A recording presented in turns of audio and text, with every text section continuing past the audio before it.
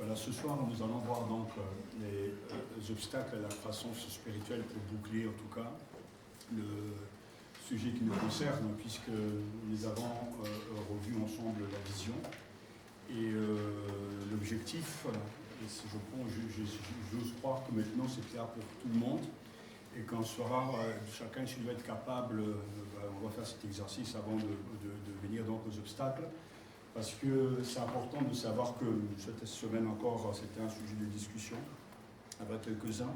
C'est important d'avoir en tout cas des principes bibliques, d'avoir la connaissance biblique. C'est important d'avoir une bonne théologie, mais une bonne théologie, des principes sans en tout cas pratique, ça ne sert à rien.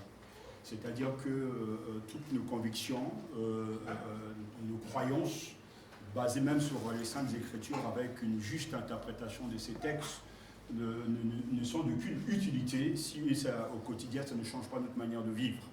C'est-à-dire que c'est bien gentil d'entendre Jésus nous dire « ne vous inquiétez de rien », mais si au quotidien on est bourré d'inquiétude, ça ne sert à rien. Donc d'avoir la connaissance biblique concernant l'information et l'enseignement de Christ, de ne pas s'inquiéter. Et si chaque jour les gens s'inquiètent, eh bien nous avons l'enseignement de Paul concernant ne pas se soucier, ne pas se faire de soucis. Mais ici, à chaque fois, les croyants sont soucieux, tout cet enseignement, ça ne sert à rien. Ça ne sert à rien non plus de pouvoir avoir toutes les promesses de Dieu que j'ouvrais pour vous les églises dessus, si on n'arrive pas à s'en sortir lorsqu'on est peut-être licencié, lorsqu'on n'arrive pas du travail, et n'arrive pas à faire le lien entre la souveraineté de Dieu, les promesses de Dieu et la réalité. En fait, on ne grandit pas et on creuse plutôt sa tombe de déception et de découragement parce que ce qui ne marche pas, ça ne donne pas envie. Et c'est pour ça qu'on ne peut pas vivre dans la réalité spirituelle avec des principes, en tout cas orthodoxes, bibliques, mais sans pour autant une pratique et une application au quotidien de tout ce que nous vivons. Donc nous venons ici pour acquérir les principes, mais chacun est acteur au quotidien de sa propre vie, de sa réussite. Parce que dès que nous faisons face à nos difficultés, que ce soit la maladie, que ce soit le chômage, que ce soit le problème d'argent, que ce soit d'autres situations, en tout cas, je dirais, liées à la vie quotidienne, le chrétien fait face aux mêmes difficultés, aux mêmes combats, aux mêmes réalités qu'un païen, mais il a avec lui donc la parole de Dieu, des principes qui viennent du Seigneur pour le pousser à vivre différemment des autres, parce que ce qu'il sait de Dieu, et en tout cas, est plus fort que ce qui va dans le monde. Et c'est pour ça que l'équilibre dans la vie d'un chrétien deviendra toujours le fait d'avoir la juste connaissance des Saintes Écritures, la bonne doctrine, être dogmaticien aussi d'une certaine manière, donc avoir vraiment les dogmes bibliques comme il se doit, mais il s'agit de les appliquer au quotidien. Ça ne sert à rien de pouvoir savoir que Dieu est d'amour, et dès qu'une situation catastrophique me tombe dessus, je doute de son amour, je n'ai plus envie d'aller prier, je n'ai plus envie de venir à l'église. Donc en fait, ces principes ne servent à rien. Donc là, nous sommes carrément dans la religion, nous sommes dans le pharisaïsme à outrance, parce qu'ils avaient toute la connaissance, mais ils n'avaient pas la pratique. Donc c'est vraiment important de connaître ces choses concernant Dieu, donc d'avoir la révélation des Saintes Écritures, mais c'est aussi important, parce que les deux vont ensemble, de pouvoir injecter au quotidien ces principes lorsque nous faisons face à des difficultés. Qu'il y ait des difficultés à la maison, qu'il y ait des difficultés à l'église, qu'il y ait des difficultés dans la société, les principes bibliques doivent nous guider et doivent nous soutenir, nous permettre de garder la tête haute et de marcher avec assurance, avec conviction, parce que nous savons où nous allons et nous savons d'où nous venons. C'est pour ça qu'on ne va pas du tout, je ne vais pas écarter tout ce que nous vivons dans la société. C'est pour ça que je cherche à actualiser au fur et à mesure les choses. Là, dans quelques mois, donc, il y aura les élections présidentielles en France, vous le savez. Donc d'ici peu, donc, je vais aborder ce domaine qu'on n'aborde sans doute pas dans les églises, le chrétien, la politique. Est-ce qu'on doit se lancer dans cette affaire-là? Parce que c'est important que nous puissions avoir la connaissance de Dieu par rapport à la politique. Est-ce qu'on la Bible parle de la politique ou pas? Il y a quelques mois de cela, un pasteur m'avait posé la question, m'avait demandé de m'endosser. Donc on se prépare à ce que nous puissions faire face aux réalités donc, de l'actualité, parce que nous sommes dans le monde, mais nous ne sommes pas du monde. Et étant dans le monde, nous avons donc à écouter Dieu et appliquer les choses de Dieu dans le monde, tout en vivant donc différemment des gens de ce monde, parce que nous sommes des chrétiens. Et c'est pour ça qu'on doit mémoriser certaines réalités, on doit savoir ce qui est en train de se passer, on doit, tout le monde, tous les chrétiens, vous tous ici, vous devez être au courant du projet de Dieu. Chacun doit être capable de dire, comme celui qui va voter pour M. Fillon, celui qui va voter pour M. Hamon, celui qui va voter pour Macron, enfin bref, et peut-être d'autres, mais il doit savoir le programme. Parce qu'il y a des gens qui sont en coup de tête, je ne suis pas content, je vais voter Mme Le Pen parce que je ne suis pas content. En général, ils n'ont rien compris parce qu'ils veulent absolument marquer leur colère, démontrer leur colère et vider leur sac, donc du coup, même s'ils ne croient pas, mais on vote quand même. Mais on regarde bien, en réalité, on vote par rapport à un homme, un vote par rapport à un programme. Alors si il fallait donner, savoir les 150 points du programme de tel candidat à l'élection présidentielle, on ne s'en sort pas, mais au moins, il ne faut pas aller voter bêtement. C'est-à-dire qu'il faut savoir de quoi il s'agit, il faut réellement lire le programme et puis, en conséquence, on vote, quoi. Donc moi, mon candidat ne fait pas partie, en tout cas, des élus, mais je vous en parlerai sans doute parce que le programme ne correspond pas à ce que je crois et nos propres convictions. Mais ce que je suis en train de vous dire, c'est que la réalité, on ne fait rien par hasard. Une des choses qui nous titille toujours, à chaque fois les politiques parlent toujours de la laïcité, mais j'ai l'impression que pratiquement sur 10 politiques, il y en a peut-être que 2 qui ont lu réellement, en tout cas, la charte justement de la laïcité, parce qu'ils disent tout et le contraire. C'est-à-dire que c'est comme s'ils n'avaient pas compris réellement le texte, donc ils interprètent à leur manière, alors que pourtant le texte est très clair. Donc on ne peut pas parler de choses qu'on ne connaît pas, et bibliquement c'est pareil, c'est-à-dire qu'on vote pour Jésus parce qu'on sait de quoi l'on parle. On ne peut pas croire en Jésus s'il n'y a pas l'information. Et c'est pour ça que la Bible dit bien, mais comment croire-t-il s'il n'y a personne qui prêche? La foi vient de ce qu'on entend, et ce qu'on entend vient de la parole de Dieu. Donc automatiquement, on est tous conditionnés à lire le livre, à comprendre le livre et à l'interpréter. Parce que si on ne lit pas, si on ne l'interprète pas, si on ne sait pas ce qui se passe, si on ne connaît pas le projet de Dieu, on est sûr et certain qu'on est des idolâtres. Parce que celui qui ne sait pas ce que Dieu est en train de faire est un ennemi de Dieu. Parce qu'il fera le contraire, même s'il y a des bons sentiments, même s'il a en tout cas des bons désirs, ce que Dieu attend de chacun, comme Jésus l'a fait, c'est faire la volonté de son Père. Mais pour faire la volonté du Père, il faut comprendre le Père. Il faut étudier ce que le Père a donné comme ordonnance. Comme par exemple l'Exode 20, lorsqu'il va donner la charte des commandements à Moïse concernant Israël, tout le monde savait ce qu'il devait faire. Tu n'auras pas d'autre Dieu devant moi, tu ne convertiras pas, tu ne feras pas ceci. Tout le monde savait, parce qu'on ne peut pas demander, on ne peut pas juger quelqu'un qui ne connaît pas. Alors que c'est pour ça que Dieu a d'abord voulu se révéler, et c'est pour ça que quand j'insiste sur le fait qu'on peut parler de beaucoup de sujets dans ces études, mais vous devez tous savoir par cœur quel est l'objectif, quelle est réellement ce qu'est la maturité, quels sont les moyens que Dieu utilise, quels sont les fruits bibliques qu'on attend justement de ce perfectionnement, qui nous perfectionne et justement faire quoi. Alors ce soir, avant d'aller plus loin dans les obstacles, que quelqu'un essaie de me convaincre et de m'édifier, si possible, en m'expliquant réellement le plan général. C'est-à-dire, je ne parle pas simplement, on parle du point de vue qu'on est chrétien, on a reçu Jésus-Christ comme son Seigneur et son Sauveur personnel, donc ça veut dire que le bouton élection a été activé, donc automatiquement l'évangile a été prêché, nous l'avons entendu, nous l'avons accepté, nous nous sommes convertis, nous avons reçu le don du Saint-Esprit. À partir maintenant de la conversion, qu'est-ce qui se passe? Quel doit être notre objectif? Quelle doit être notre devise? Qu'est-ce que le perfectionnement selon Dieu? Quels sont les obstacles? On le verra ensemble, mais quels sont les moyens? Quels sont les fruits? Donc, y a-t-il quelqu'un ici ce soir, parmi les sauvés, qui peut me convaincre du bien fondé de ce schéma? Sans que ce soit un exercice collectif, non.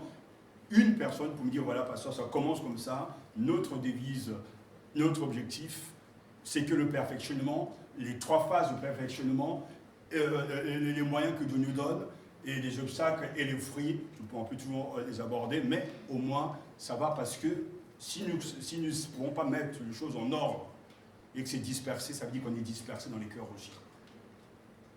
Et on ne voit pas un architecte qui est en train de bâtir une maison, une pierre là, une fenêtre à gauche, par terre, une fenêtre, ça n'a aucun sens. La cheminée en bas, ça n'a aucun sens. Tout est il y a un ordre. Et comme disait un de mes anciens professeurs, le seul endroit où il n'y a pas d'ordre, c'est la poubelle. Mais on n'est pas des poubelles. Quelqu'un peut s'élancer. On verra tout à l'heure que le courage fait partie des qualités qu'il faut avoir. quand quelqu'un se lance, en général, c'est qu'il y a des doutes. Et quand il y a des doutes, c'est qu'il y a des connaissances. On commence d'abord par la devise. Quelle est notre devise? Oui. Souvent, j'ai remarqué que tu réponds souvent, c'est bien. Alors, le Seigneur a donné à l'Église pour l'édification du corps de Christ des apôtres, des pasteurs, des évangélistes. Ouais.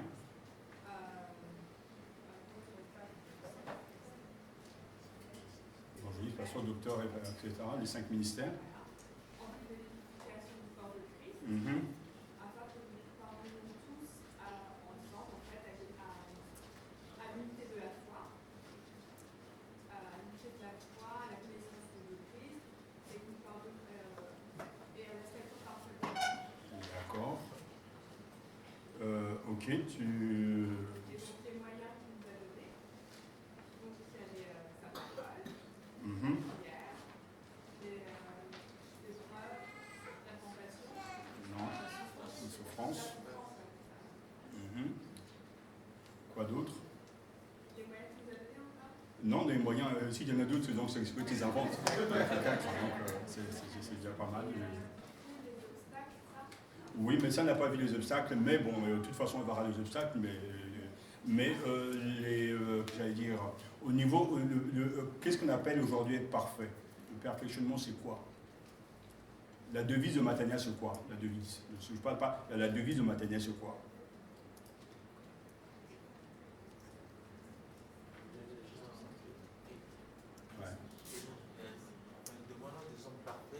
Non, la devise, ce n'est pas l'objectif. Quelle est notre devise? Quelle est la devise du groupe de femmes? Tout pour la gloire de Dieu. Oh, merci. Quelle est la devise de Matania? Ne regardez pas vos notes, hein, parce que là, vraiment... Pour la gloire de Dieu, c'est le slogan. Ça, c'est un slogan, c'est pas... Voilà. Oui, mais bon, mais on peut mettre ça dans la devise. Tu as raison. Oui. Non, ça, c'est l'objectif. Oui, mais je veux pratiquement les mots justement de cette devise-là. Quelqu'un, un croyant, vous pose parce que aujourd'hui, pour savoir si je suis français, le fait que je sois français, c'est une chose. Il y a le visage, il y a tout ça, mais ce fait d'avoir la nationalité française, tu as une carte d'identité, tu as un passeport.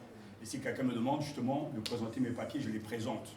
Parce que c'est ma carte d'identité, il y a tout ma taille, la couleur des yeux, etc. etc. La carte d'identité de l'église, Matania, c'est quoi? Donc, quand je ne veux pas dire présenter la carte d'identité à quelqu'un qui ne vous connaît pas, parle-moi de ton église. Tu vas à l'église Matania, oui, évangélique, ah, c'est protestant, évangélique, oui. Faites partie de la fédération protestante, oui. Mais qui êtes-vous? En quoi vous croyez? Et quel est votre objectif? L'église soit le devant de la prédication. Comment? Jésus-Christ. Mais ça, c'est ce que toi, tu... Soit les centres. Oui, tu tournes vraiment autour, mais c'est bien précis. En tant que... Oui. Je pense que c'est amener les gens non pas dans l'église, mais à Christ. Oui, mais il faut donner moi le tout, parce que c'est ce que justement je dis que c'est un problème, parce que aucun de vous n'arrive à me donner en totalité le tout. Ça va des petits bouts, mais le salut est personnel. Vous n'allez pas vous retrouver tous ensemble, les 20 ou les 40 ici, et puis vous allez tous dire, voilà, écoute, je viens de rencontrer quelqu'un, est-ce que tu appelles X, appelles Y, appelles Z? Non. Les témoins de Jéhovah te leur posent la question et te disent, le royaume, c'est ça, ça, ça, ça. Sonia. C'est conduire les gens vers, non pas vers nous, mais vers Christ.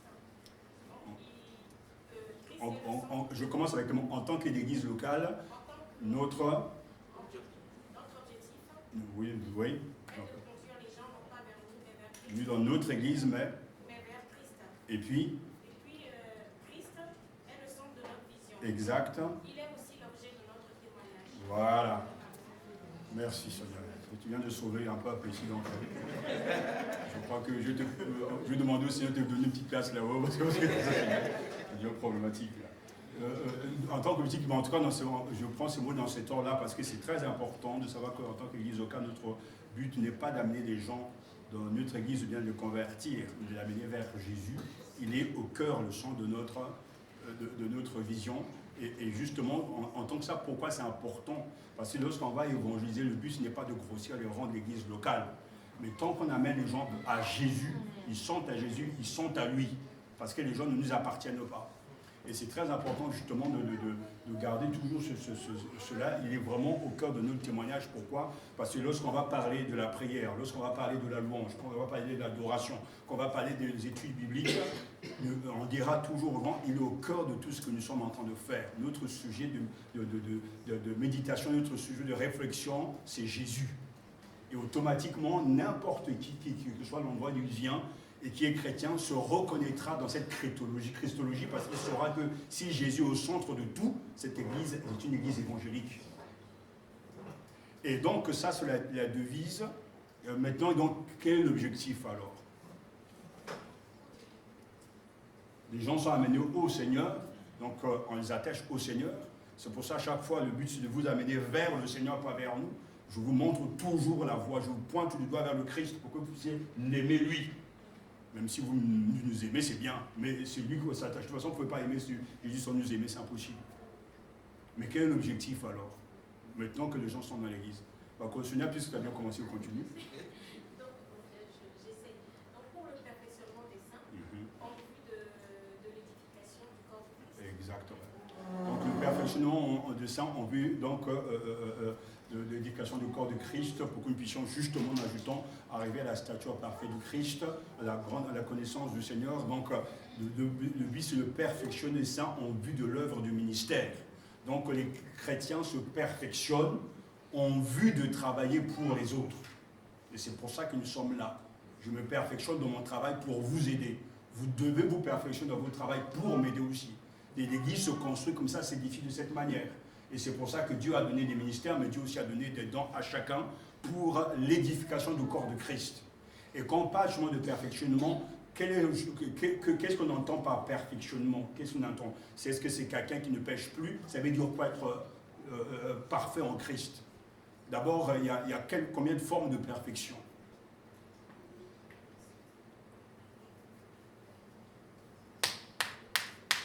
Combien y a-t-il de formes d'aspects de perfection quand on parle de perfection, de perfectionnement? Il y en a combien? Combien d'aspects?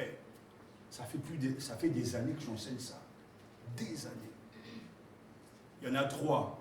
Oui, vas-y. Il y a le statut, le fait qu'on soit déclaré juste. Il y a donc, par rapport à la position, cette position est classée comment on doit comprendre cette position? Parce que c'est la perfection selon la position par rapport à quoi? C'est Dieu qui nous déclare. C'est exactement ça, ouais. C'est Dieu qui fait ça. L'homme n'a rien à voir là-dedans. Tous ceux qui sont croyants sont intégrés en Jésus, sont en Christ. Et en Christ, ils sont parfaits. Parce qu'ils appartiennent à Jésus, parce qu'ils sont unis à Christ. Nous sommes dans un état de perfection absolue, non pas à cause de ce que nous sommes, mais à cause de ce qu'il est lui, et que nous sommes intégrés en lui. Donc quand Dieu nous voit, il nous voit en Christ. Et c'est pour ça que pour le Colossiens chapitre 1, verset 27, dit que Christ en nous, l'espérance de la gloire. Le fait de vivre avec Christ, et c'est pour ça que c'est toute une théologie qui est derrière, c'est tout un enseignement. L'enseignement de Paul se résume avec ces mots, un homme en Christ. Si quelqu'un est en Christ, c'est une nouvelle création. Demeurer en Christ, c'est de Jésus bien sûr, mais nous avons été bénis de toute bénédiction spirituelle dans le lieu céleste en Christ. C'est un endroit, la sphère de Dieu c'est en Christ, c'est notre adresse céleste, et personne ne peut rien y toucher. Ça c'est donc la position. Le deuxième aspect donc qu'on appelle la perfection, c'est quoi? C'est le fait de se perfectionner soi-même, c'est-à-dire le fait que Dieu soit saint, nous aussi on doit être saint. Voilà, donc ça c'est le perfectionnement de manière pratique. La position, elle est pure, elle est intacte. On ne peut pas y toucher, ni Satan ne peut pas toucher cette position. En Christ, nous sommes parfaits, mais nous ajustons par rapport à notre position. Ça veut dire quoi? Je peux être je suis le fils de roi, ça c'est vrai spirituel, Jésus-Christ, mais je peux être, en tout cas Charles, par exemple, du Royaume-Uni d'Angleterre, être le fils d'un roi sans me comporter comme un roi, comme un fils d'un roi. C'est-à-dire, j'ai le statut, j'ai les privilèges, mais je vis comme un cochon. Et automatiquement, je déshonore mon père, je déshonore mes parents. Le chrétien est parfait en Christ, mais sa position sur terre doit s'adapter à sa position céleste. D'où l'importance donc de vivre, de pratiquer l'évangile. C'est par rapport à ça qu'on se perfectionne, non pas en changeant de notre statut, parce que ce statut ne changera pas, mais le fait de ne pas s'adapter par rapport à la position spirituelle prouve que de toute façon, il n'y a jamais eu réellement régénération. Et la position, donc, le reste de notre aspect de ce quoi de perfectionnement, sur lequel le dernier? C'est à la fin. Oui, c'est la position, c'est-à-dire l'état ultime. À la fin, nos corps seront donc transformés, on aura des corps glorieux. Donc ça sera l'état parfait, la consommation de toutes choses. Et là, justement, à la fin de notre histoire, c'est-à-dire qu'à la fin de tout ce qui existe, alors Dieu nous donnera donc des corps glorieux. Donc ça, c'est vraiment la perfection totale, ultime. Et c'est très important de comprendre ça. Parce que si on ne comprend pas comment Dieu travaille avec nous, on ne peut pas avancer. Parce que d'un côté, on sera conscient, dit voilà, Seigneur, tu m'as béni de toute bénédiction, tu m'as adopté, tu m'as servi du Saint-Esprit, mais ces choses, je ne les vis pas au quotidien. Je suis complètement comme un païen. Ça veut dire que ma position céleste n'est pas en relation avec ma position terrestre. Je ne suis pas heureux de vivre, je ne suis même pas joyeux en tant que croyant. Il y a un problème parce que je ne connais pas mes richesses. Je suis convaincu même le plus voyou d'un fils d'un président ou bien d'un roi, il sera toujours joyeux parce qu'il dit je suis quelqu'un d'important parce que mon père est important. Et ça, c'est tout le problème. Et c'est pour ça que quand on comprend réellement ce schéma, on comprend où nous en sommes, ce que Dieu est en train de faire, alors on pourra adapter les moyens que Dieu nous donne pour aller dans le sens de la maturité, c'est-à-dire progresser vers notre état final. Et on va bien se rendre compte que Dieu, dans sa souveraineté, dans sa volonté, il va permettre des difficultés, des souffrances, des épreuves, mais il nous donne les moyens donc d'y faire face, de le comprendre. Par la prière, nous allons résister. En lisant sa parole, nous comprenons ce qu'il est en train de faire et nous n'allons pas aller à l'encontre de ce qu'il ne fait pas. Et tu as dit que ça permettra donc de remettre les choses dans l'ordre. Qu'est-ce que Dieu est en train de faire dans ma vie depuis qu'il m'a sauvé? Il est en train de me perfectionner. Il est en train de tailler en moi, et en taillant en moi, il y a des choses qui vont me faire mal. Je fais face à des gens compliqués, je fais face à des circonstances compliquées, je combats contre le diable, mais Dieu est en train de me travailler pour que je sois, en tout cas, mature par rapport à sa connaissance, pour que tous ensemble, et c'est ce qu'il est en train de faire, c'est pour ça que les mêmes souffrances, les mêmes épreuves sont envoyées partout partout à les chrétiens, ce sera les mêmes épreuves, les mêmes souffrances, mais nous aurons les mêmes armes, les mêmes moyens. Donc, on sait où on commence et on sait aussi où on va. Et c'est pour ça qu'on a une foi intelligente, quoi. On ne fait pas les choses comme ça par hasard, les choses ne tombent pas comme ça subitement, et puis on expose. C'est pour ça qu'il est vraiment, c'est votre dernière chance, si j'utilise ce mot, il faut que ça soit clair dans vos esprits, ça. Parce que tous les enseignements qu'on leur donne, on les intègre dans le moyen que Dieu nous a donné, c'est-à-dire la parole. Ce n'est qu'un plus pour avancer. On est chrétien, on vient à l'église pour apprendre à être chrétien et à vivre dans l'église. Et cela par le biais de la parole de Dieu. Alors moi, je ne sais pas comment vous vivez, en tout cas.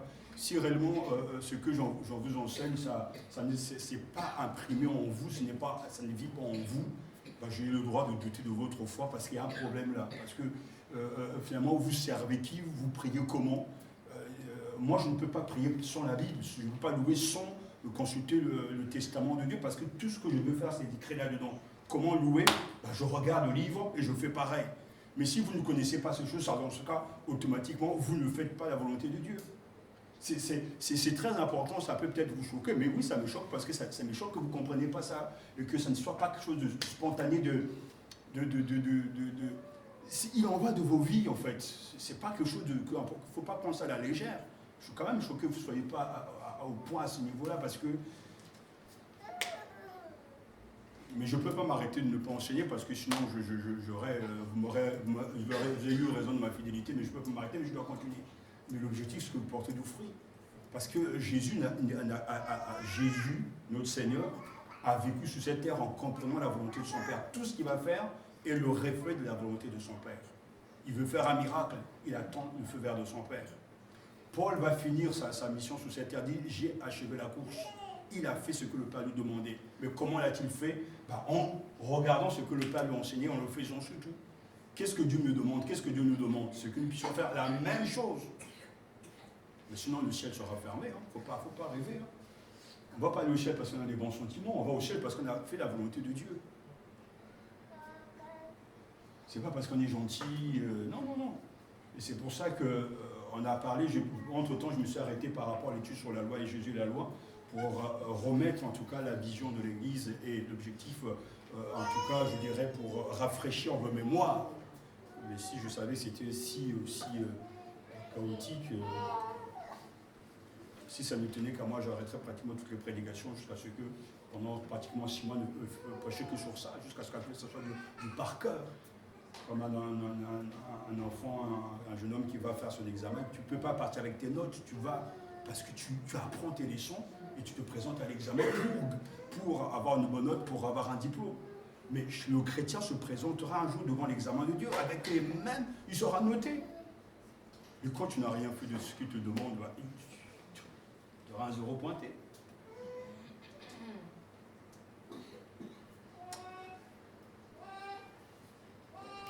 Regardons ensemble, on va, Colossiens chapitre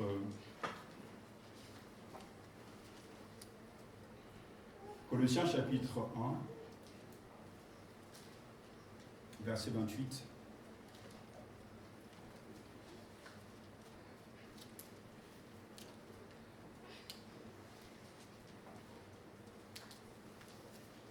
Colossiens chapitre 1, verset 28 nous dit,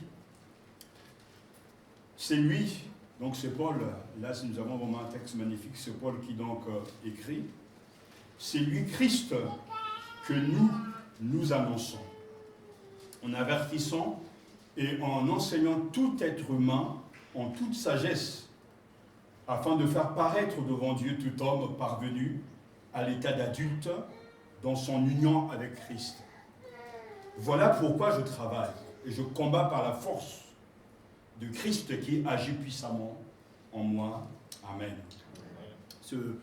En tout cas, ces versets font partie des versets en tout cas que nous gardons toujours en mémoire, parce que nous avons là le programme, la manière de Paul, l'apôtre Paul, donc, qui est notre modèle à tous en tant que prédicateur, de la façon qu'il fait les choses. Parce que lui, il peut parler de tout, mais c'est très clair dans sa conscience, parce que s'il y a bien un mot qui le caractérise et qui marque l'apôtre Paul, c'était un obsédé.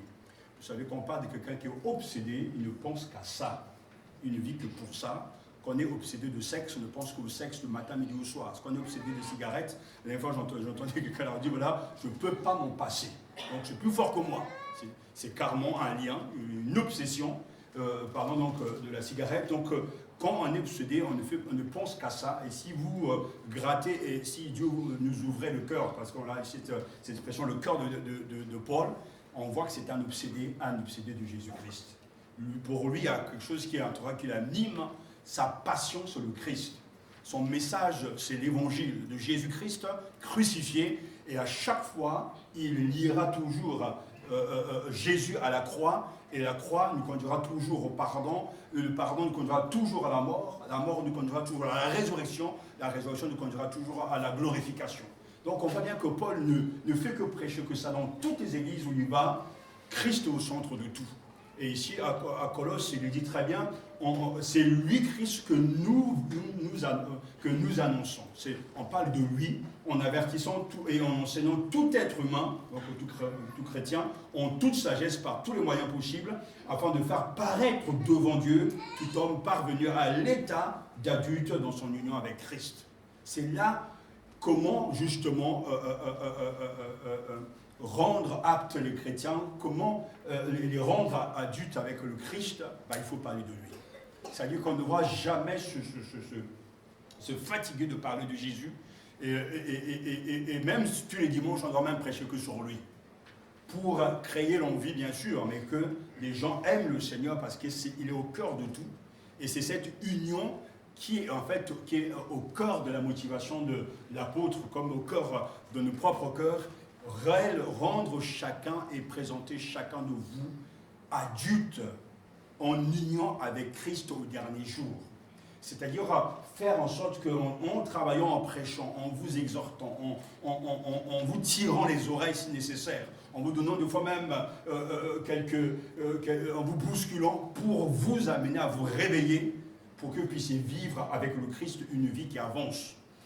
C'est pas possible que l'Église présente un visage triste, les chrétiens médiocres, fragiles. Non, l'Évangile, ce n'est pas ça. L'Évangile est une puissance. Mais cette puissance, c'est parce que je parlais avec quelqu'un voilà, en disant, mais quand l'Évangile passe quelque part, parce que j'entendais aussi les chiffres à la radio que la France sont le 4e vendeur d'armes. Donc on a eu quand même plus de 3 milliards. L'année passée, on a vendu, donc le ministre de la Défense a été très impressionnant. Un bon ministre en tout cas qui a vendu beaucoup d'armes, beaucoup de rafales. Et tout le monde est content, sauf moi bien sûr, sauf les chrétiens ne sont pas contents parce que c'est pas sur ça qu'il faut se glorifier.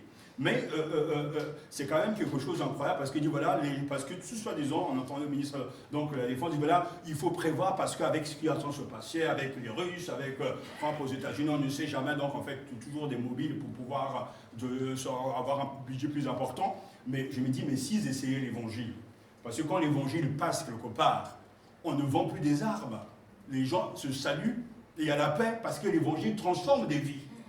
Et c'est pour ça que je crois que l'Évangile est la plus grande puissance au monde, parce que l'Évangile change les gens.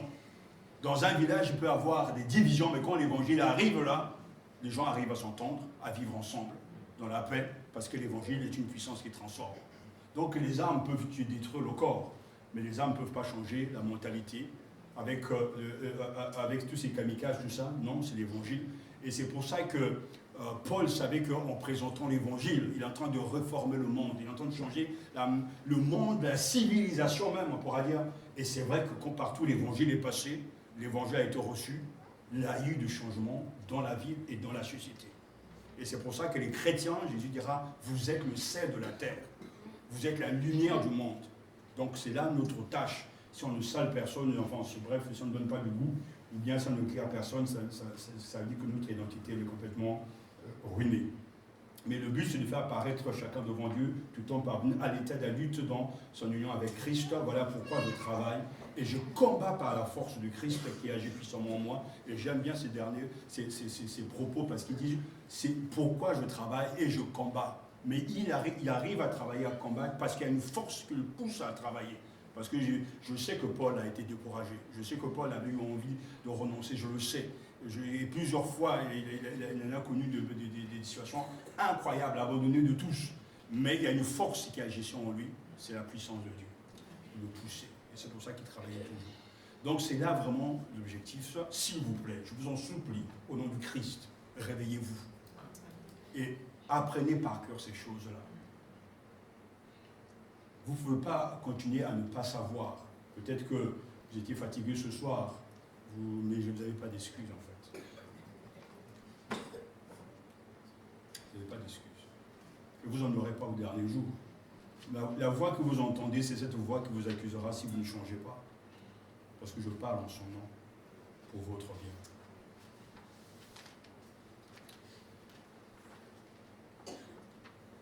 Dans cette marche, justement, dont il est question, peut-être que tout le problème vient parce que nous ne connaissons pas les obstacles, et c'est ces obstacles que je veux que nous puissions voir ensemble.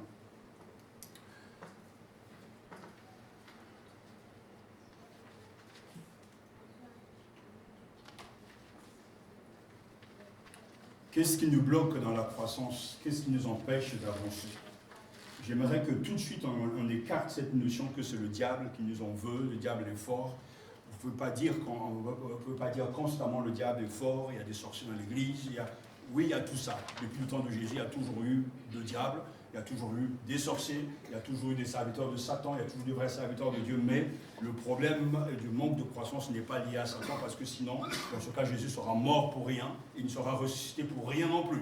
Mais nous savons que s'il est mort, il est ressuscité, c'est pour que l'Église reçoit l'héritage d'une puissance supérieure qui va donc permettre aux croyants d'avancer et de progresser. Et c'est pour ça que depuis plus de 2000 ans, l'Église a toujours été là, les hommes passent, l'histoire continue, mais l'Église est toujours là parce que cette Église, elle est établie sur le fondement qui est le Christ, donc qui est lui-même la tête de l'Église.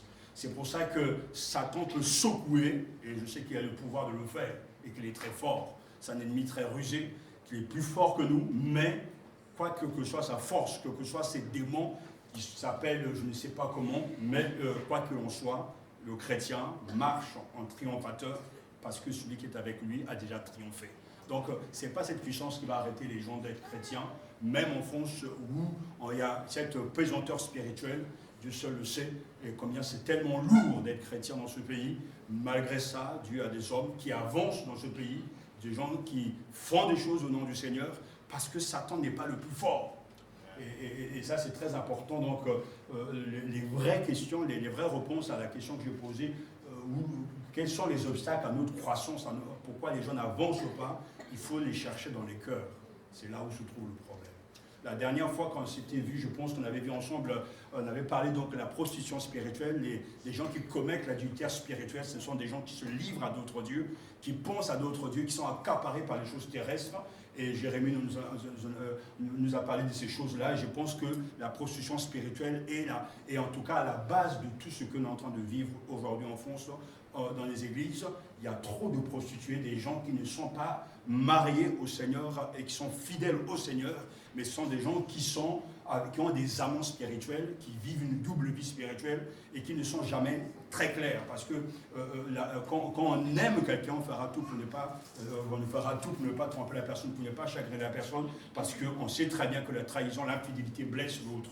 Et quand on est, c'est pour ça que j'avais dit la dernière fois que la plus belle image que Jésus a utilisée concernant l'Église, c'est l'image de l'époux et de l'épouse. Il n'y a rien de plus grand que cette image-là, parce qu'il parle d'intimité, il parle de relation, il parle entre guillemets de relations sexuelles, d'une union intérieure, unie à Jésus, mariée à Jésus. Et nous savons qu'en tant qu'époux, il nous attend pour avoir une épouse pure et nette.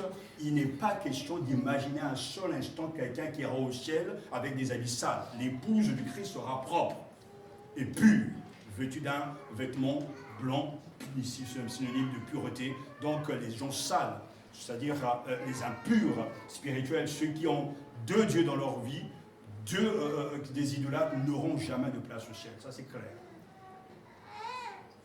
Mais quand nous regardons réellement ces obstacles, j'ai repris avec moi donc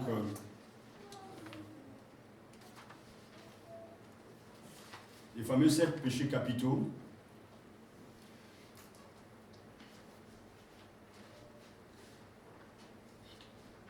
Voilà, ça, on va commencer parce que maintenant, on vient de me brancher sur la nouvelle génération avec M. Yann.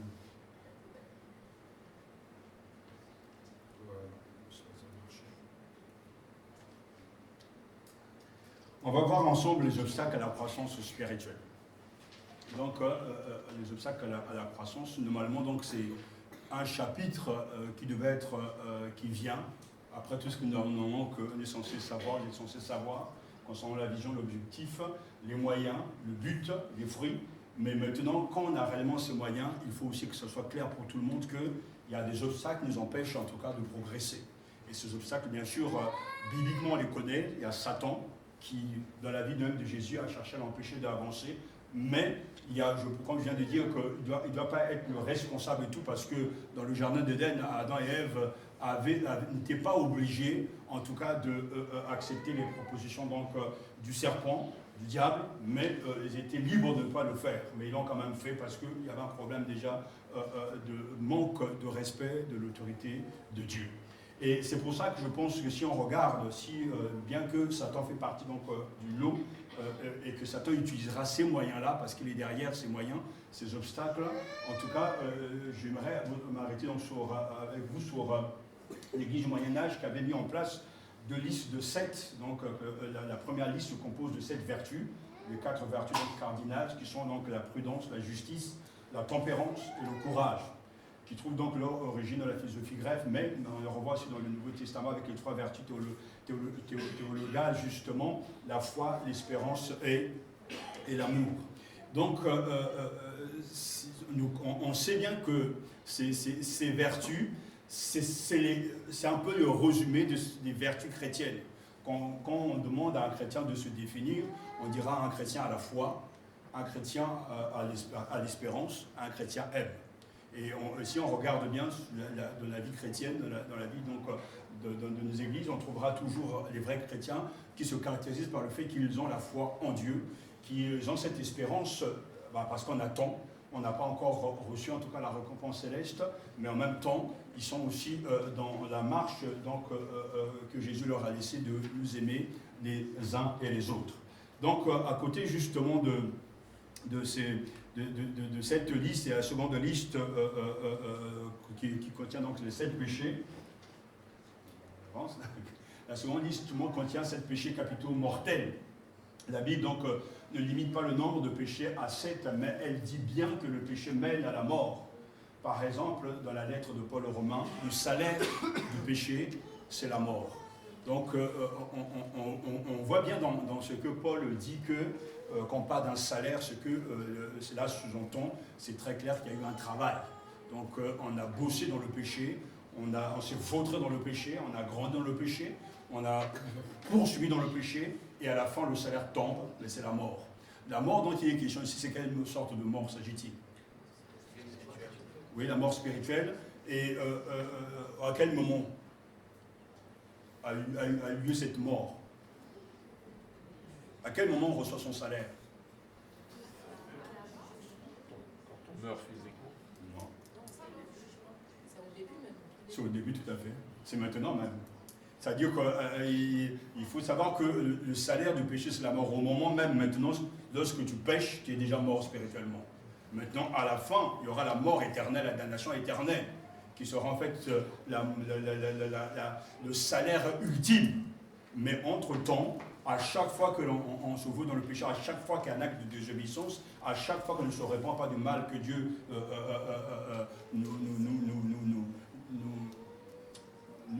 nous montre, automatiquement, il y a la mort. Mais ça dit que ce n'est pas palpable, cette histoire-là. Parce que, en fait, un mort spirituel peut paraître en bonne santé, vivant. Mais au-dedans de lui, il n'y a pas de communion avec Dieu. Au-dedans de lui, il ne dégage pas la vie spirituelle. Mais seul un homme spirituel, une femme spirituelle sera capable de juger spirituellement de l'état spirituel de cette personne, parce que spirituellement, on sait reconnaître, on sait discerner quelqu'un qui est mort. Jésus et les apôtres, et surtout lorsqu'on est habitué à vivre dans la présence de Dieu, c'est-à-dire c'est quelque chose qu'on n'apprend pas à un enfant. Aujourd'hui, même un enfant saura faire la différence entre une eau bouillante, une eau tiède, une eau froide. C'est du ressort du ressenti, quoi. Il n'a pas besoin de l'enseigner.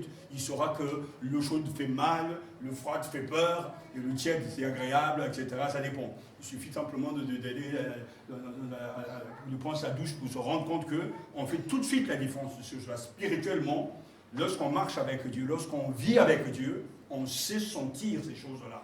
Et quelqu'un peut avoir la forme, ou passer pour être vivant, mais alors que spirituellement, il n'y a rien. Il y a des gens, lorsqu'ils louent, de toute façon, même si les paroles sont bibliques, c'est la mort à l'intérieur, leur louange, elle est vide. Parce que ce n'est pas les mots, mais la vie à l'intérieur qui donne de la puissance aux mots. Et c'est pour ça que le salaire du péché, c'est la mort. Mais ce n'est pas une mort au dernier jour, c'est une mort dès maintenant.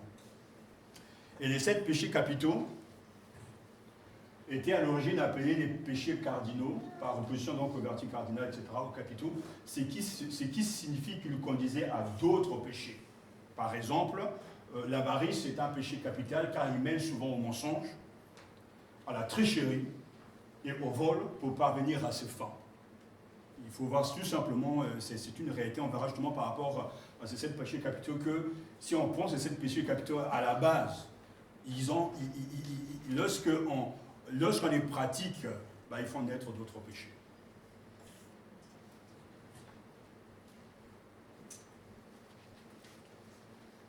Et je pense que tout le monde doit connaître cette liste en question.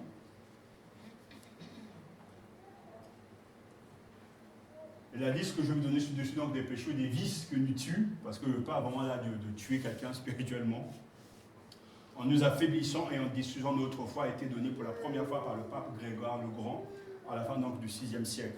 Donc, vous savez bien que l'Église catholique a beaucoup joué avec ces 7 péchés capitaux.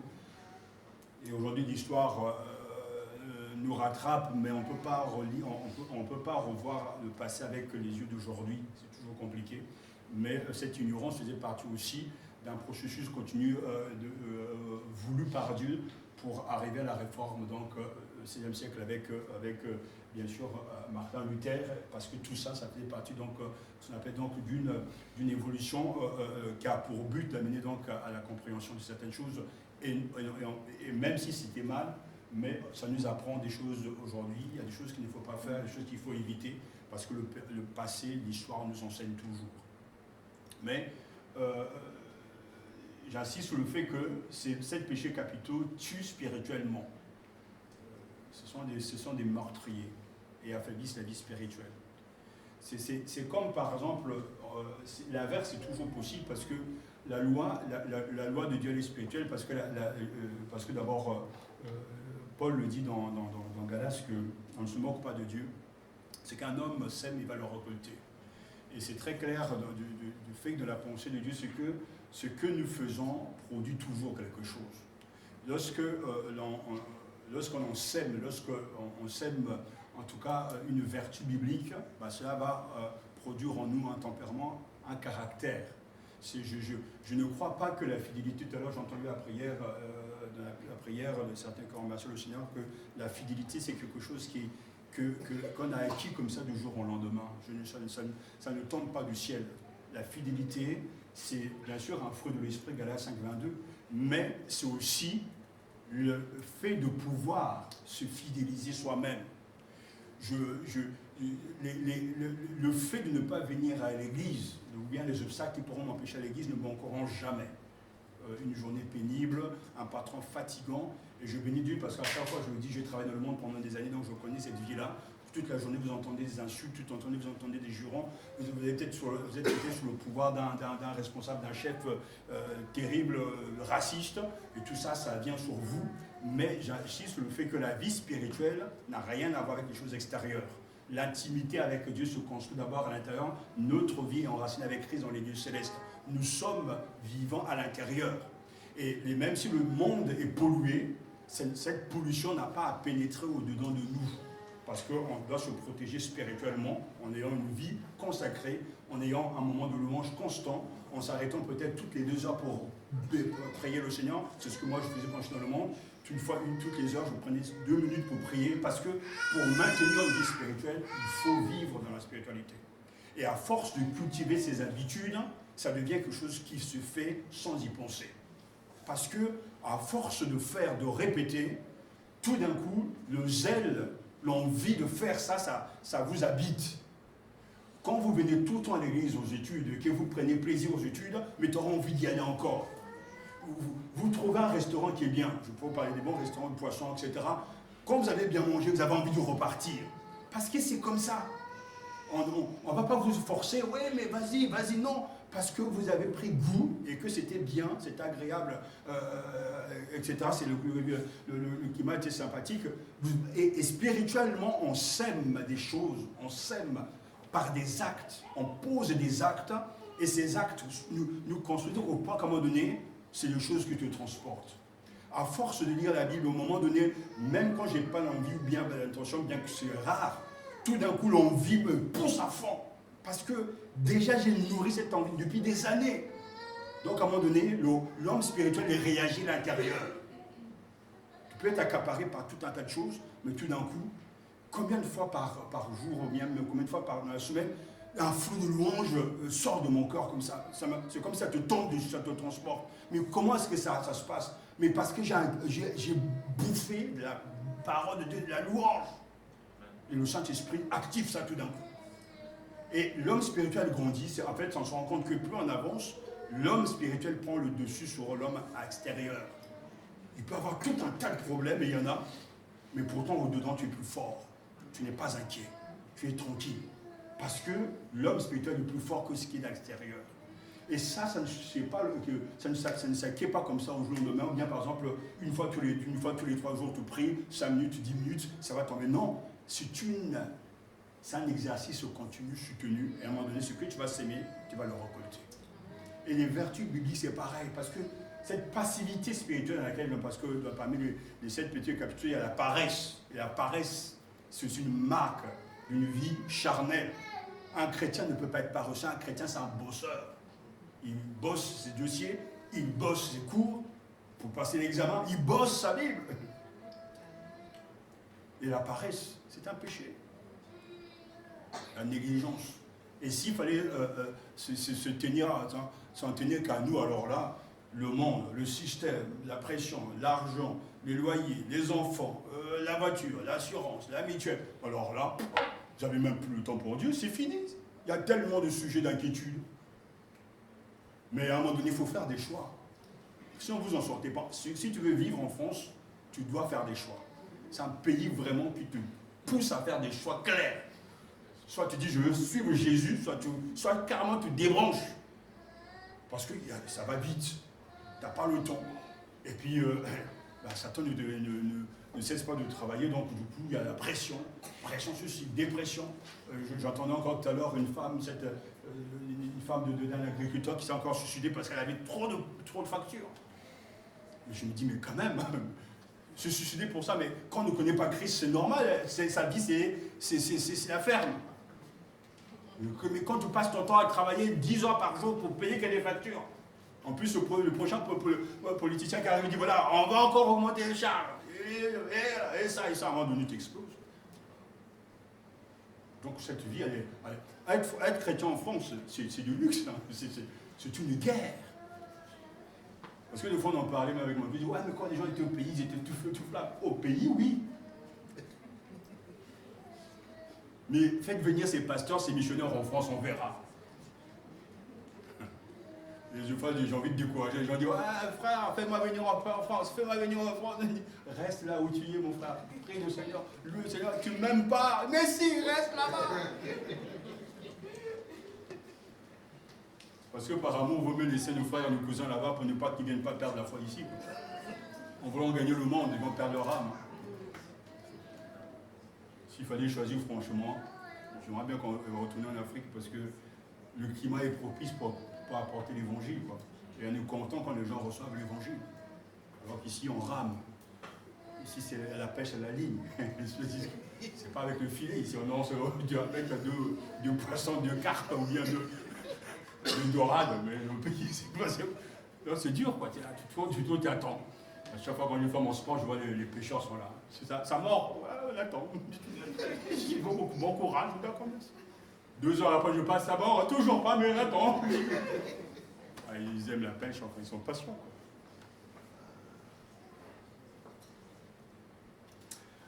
Le premier péché, donc, bien sûr, c'est l'orgueil. L'orgueil est le premier et le plus grand péché, car il se trouve à la racine de tous les autres. C.S. Lewis, vous connaissez C.S. Lewis, un grand penseur chrétien, a dit dans le fondement du christianisme que l'orgueil est un vice auquel personne n'échappe, que tout le monde déteste lorsqu'il le voit chez les autres, mais donc presque personne, chrétien excepté, ne se croit coupable. C'est fort, hein? Alors, justement, on va s'arrêter par rapport à ce premier péché, l'orgueil. Alors, qu'est-ce qu'est l'orgueil, alors, finalement?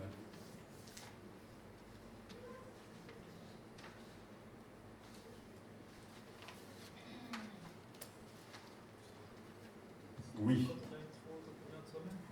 C'est quand on a une trop haute opinion de soi-même. C'est quand on a une trop haute opinion de soi-même. Avoir une trop haute opinion de soi-même, d'accord. Une résistance À quoi? À qui? à Dieu et les gens. Oui, d'accord, dans le sens, oui. Être imbu de sa personnalité. Être imbu de sa personnalité, on prend.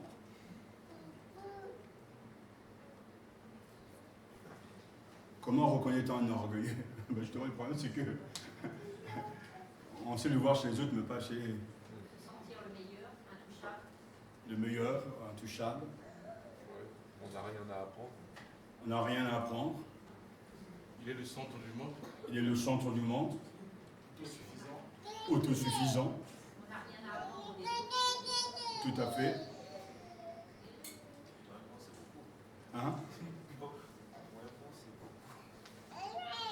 quand on regarde le mot je n'ai pas voulu le mettre, quand on regarde le mot orgueil, en tout cas dans la Bible, c'est le fait d'être élevé.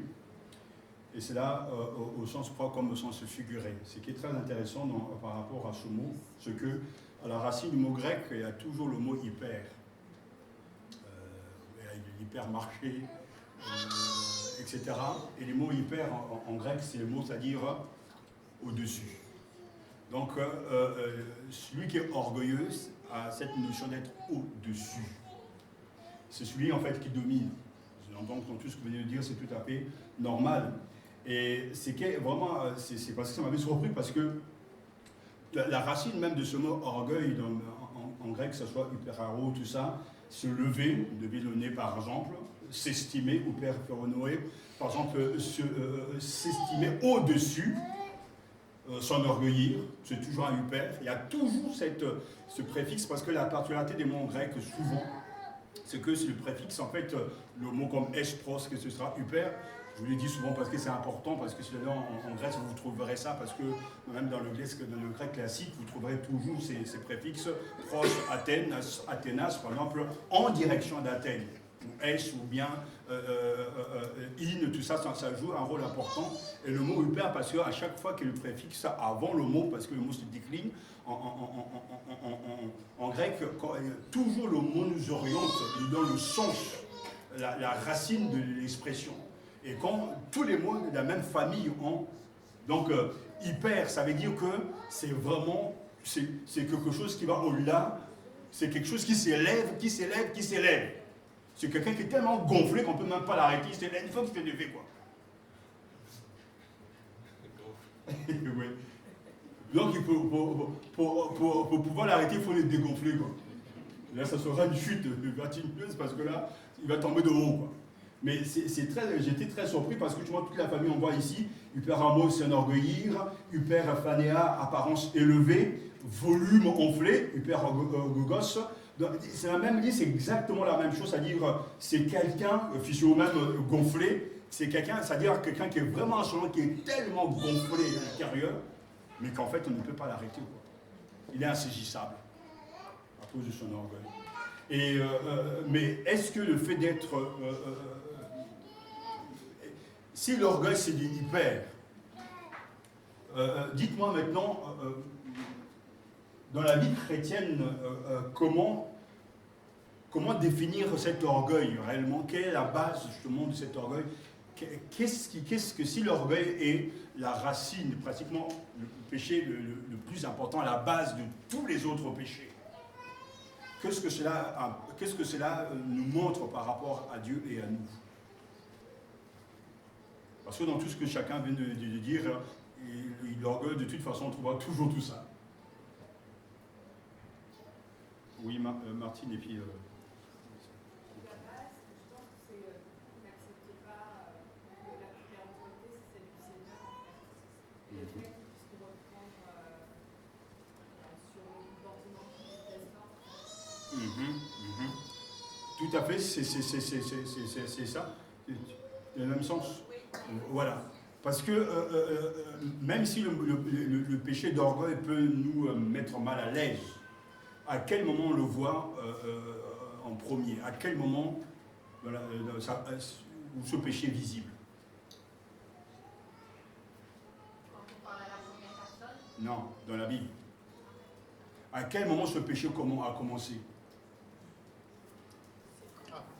Quand le serpent est venu dire à Ève que s'ils mangent, ils vont pouvoir... Ça, c'est le deuxième. Mais c'est Satan lui-même déjà. Voilà. C'est vouloir être l'égal de Dieu. Il a voulu être l'égal de Dieu.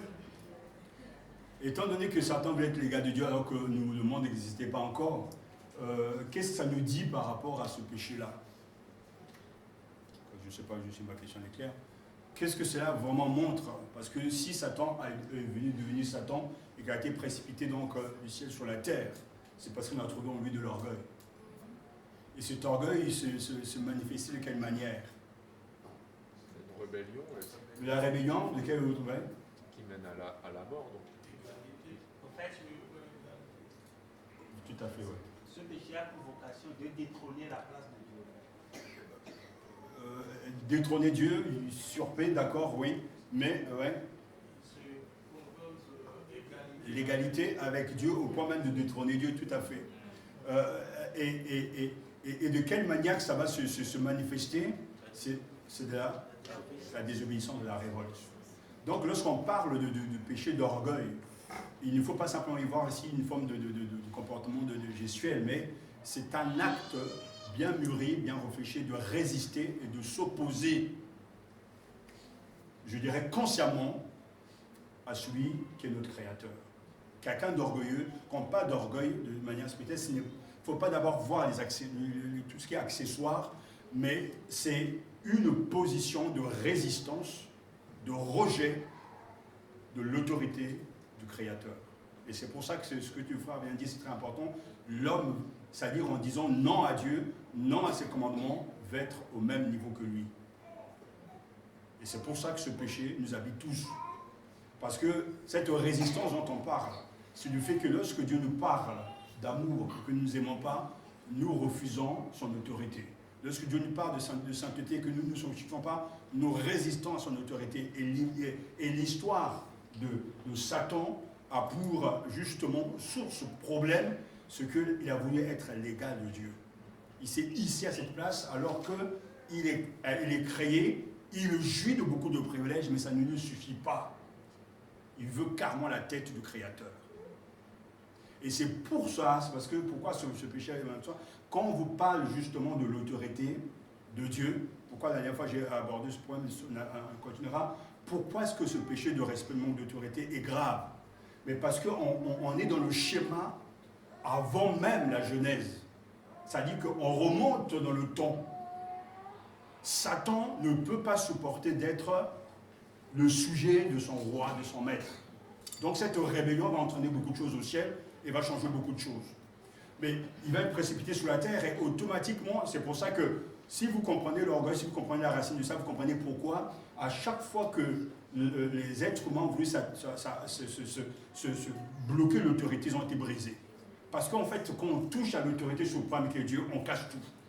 Mais le problème, c'est qu'on ne peut pas toucher à Dieu avec l'autorité suprême. Donc automatiquement, il réagit et il fait chuter donc Satan sous la terre. Et en venant sous la terre, Satan continue avec le même esprit qu'il a animé.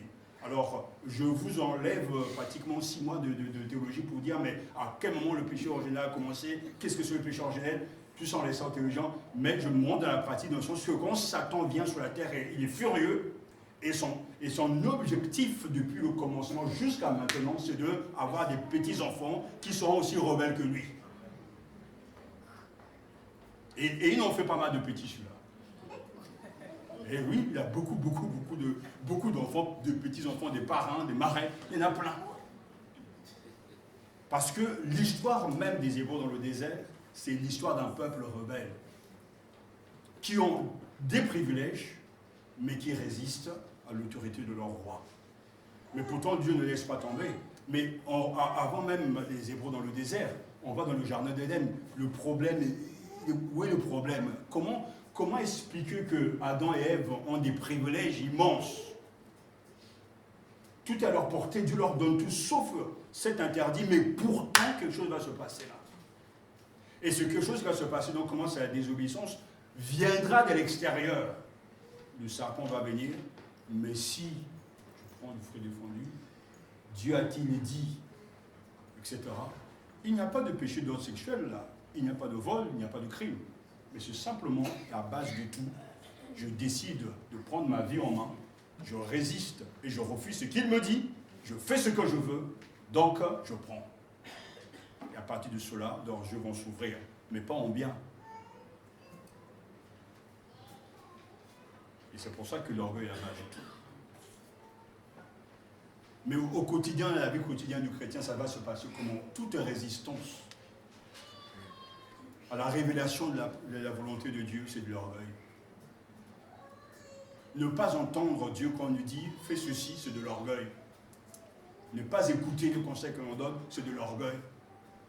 Derrière, il y a toujours cet esprit « je fais ce que je veux ».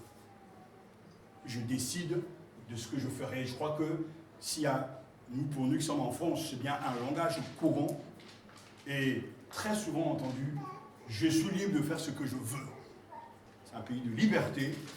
Je crois ce que je veux. Vous savez que ces derniers jours, ils ont proposé de supprimer des jours fériés pour mettre à la place de ces 2 jours, la Pentecôte et puis à Pâques, un jour férié pour les Juifs, un jour férié pour les musulmans. Et puis il y a quelqu'un qui disait, voilà, mais puisqu'on est dans un pays de droit et de liberté, il y a quelqu'un qui disait, mais pourquoi pas un jour aussi pour les idiots, un jour aussi pour les homosexuels, un jour. C'est-à-dire que, puisqu'il n'y a que des droits ici, et que c'est la liberté, mettons un jour pour les incrédules, comme nous, ça dit qu'il y a tout et n'importe quoi, mais tout ça parce qu'on a vraiment mis en place le fait que on est libre de faire ce que l'on veut. Et quand on est dans un pays démocratique, un pays où il y a des droits de l'homme, j'ai le droit de m'exprimer, et j'ai le droit de passer à la radio, de dire que je suis raciste, que tel garçon n'a pas été violé par des policiers. Je suis libre de dire ce que je veux. Mais cette liberté est en train de nous coûter cher. Parce que dans un pays où il y a la liberté, que les gens sont immatures, c'est le chaos. Et le problème, c'est que derrière cette soi-disant liberté, c'est simplement l'affranchissement de l'homme de toute forme de loi. Il y a 20 ans, 30 ans, je crois que certains ici pourront ne pas me contredire, en tout cas, jamais on n'aurait entendu à la télévision, ou bien vu à la télévision, tout à la radio, à la télévision, voir quelqu'un dire, voilà, je suis homosexuel. Jamais. Mais aujourd'hui, on sait qui, machin. Des fois même, ils se font des vannes entre eux. Hey, t'étais où cette soirée-là? T'étais avec qui, là? Ça ne dérange plus. Il n'y a plus de cachotterie, il n'y a plus de honte. On a ouvert les vannes. En fait, derrière, plus on fuit Dieu, plus on se donne, on s'octroie le droit d'être libre. Mais en fait, on est prisonnier. On peut regarder le monde ainsi, on regarde dans l'église aussi. Les histoires des Hébreux, quand on y revient, c'est une autre histoire d'un peuple qui choisit, d'un peuple qui a le privilège d'avoir un seul Dieu, d'apporter aux nations et d'imprimer dans l'histoire en disant que c'est le monothéisme, non pas le polythéisme, etc. Mais un peuple qui ne cesse de se révolter. Tout le temps. Au point que Dieu constamment va construire son nouveau peuple en lui donnant son esprit et d'autres lois. Mais l'orgueil, en fait, nous habite plus qu'on l'imagine. Chaque dimanche, chaque vendredi, dans le comportement des indiens, c'est de l'orgueil. Je décide de ne pas venir, mais c'est de l'orgueil. Mais pas vis-à-vis de moi, mais vis-à-vis de ton Créateur. Parce que c'est vis-à-vis de lui que se pose le problème. Puisque Dieu dit, et nous on fait le contraire, on décide de ne pas faire. Quand Dieu dit, soumettez-vous, on ne veut pas se soumettre, c'est de l'orgueil. Mais le problème, comme dit C.S. Lewis, c'est que on voit l'orgueil chez les gens, disent ouais, mais il est trop fier, il est trop orgueilleux, mais n'arrive pas à voir l'orgueil qui tapit là dans le cœur, quoi. Mais si déjà notre vision ce soir change, parce que c'est par rapport à Dieu qu'il y a un problème. Ma rébellion, elle est là. Je ne fais pas ce que Dieu me demande de faire. Je joue avec lui. Même, comme je le dis souvent, je l'ai domestiqué. Je décide. Dimanche, je serai là. Je décide. Je serai là vendredi. Je décide. Jeudi, je vais prier. Je décide. Je vais donner ma dîme ou pas. Je décide. L'orgueil est déjà là. Et ça, c'est la voie de Satan. Parce que quand Jésus est tenté dans le désert, pourquoi est-ce qu'il est si violent avec Satan? Dans ses propositions, ce sont des propositions remarquables. Satan arrive et dit, voilà, je te donne tous les royaumes. Oh là là, mais oui, je prends. Et on peut même se dire, je prends, et puis comme ça, je vais évangéliser tout le monde, je vais donner des maisons à tout le monde. Mais Jésus n'a pas rentré dans cette manière de penser. La proposition était alléchante. Si tu tombes du ciel, les anges du ciel, 19h, tes anges pour venir te repérer. Mais Satan a raison, mais le Père ne peut pas laisser mourir son fils. C'est très subtil. Mais il rejette. Parce qu'il se soumet à son Père. Il veut lui rester fidèle. Il ne veut pas, bien que, jadis, parce que c'est très fort ce qui se passe dans le désert. Jésus est Dieu au même niveau que Dieu, mais il a décidé de descendre à un niveau inférieur. Et s'il utilise ses pouvoirs, il remonte à sa position de base, et automatiquement tout est par terre. Donc il reste à sa place, un humble serviteur. Il se soumet, mais il rejette. Parce que c'est la même voie, c'est le même démon qui était dans le jardin d'Éden, qui était en train de proposer à Adam et Ève, prends ce chemin-là. Et ça, c'est très excitant de te dire, ah, je vais être au même niveau que le Créateur. Donc il est là, je domine. C'est comme des gens, des fois, qui on va donner, tu veux le pouvoir, oui. Tu vas voir, je vais donner le pouvoir, tu vas te changer en serpent, en gorille, ah, ouais, tu vas être fort. Je prends, tu vends ton âme, tu es là, ah ouais, c'est moi qui trône sur la France. Le prince de Perse, parisien, il est là. Je domine là. Tout le monde vient te dire, ah, chef, il a déjà sa récompense, mais le problème c'est qu'il s'est rébellé contre le Créateur. Et à la fin, il va tout perdre. Mais cette voie qui nous propose tellement de choses, elle est très subtile de nos jours, parce qu'il dit, mais tu en fais trop pour l'Église. Tu vas trop loin. C'est une voix qui vient gentiment de dire, mais non, mais il faut être plus sage. Tu dois te prendre en charge, tu dois protéger ton corps. Mais laisse-moi mourir pour le Christ. Non, c'est pas comme ça. Tu ne peux pas être serviteur constamment. Non, tu dois te faire respecter. Au point même qu'après, on arrive, on invoque le feu du ciel, fais des brûlés, mais tu dis ton autorité. Et on ne comprend pas que derrière, c'est le fait de toujours être chef. Mais pourtant, il faut bien qu'il y ait des chefs. Et puis il y a aussi des gens qui doivent suivre les ordres du chef. Parce que c'est comme ça. Donc en fait, tout le monde est soumis à quelqu'un. Au Créateur, on est soumis toujours à quelqu'un. Vous êtes soumis à vos patrons, vous êtes soumis à vos professeurs, vous êtes soumis là aux gens. Est-ce que ça pose des problèmes? Imaginons dans la classe, je prends une aide, des élèves qui commencent à taper, ils se lèvent, ils commencent à danser. Et le professeur qui passe dit, mais écoute mon chat, tu as perdu ton autorité, tu ne peux pas être là. Parce qu'il y a des règles. Ça arrive au même niveau.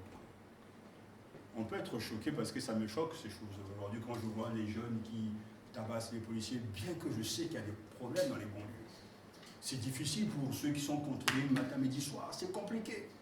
Mais on ne pourra jamais accepter qu'on touche à l'autorité. Et quand un policier n'est pas sérieux, on doit le juger et doit le condamner sévèrement, c'est vrai.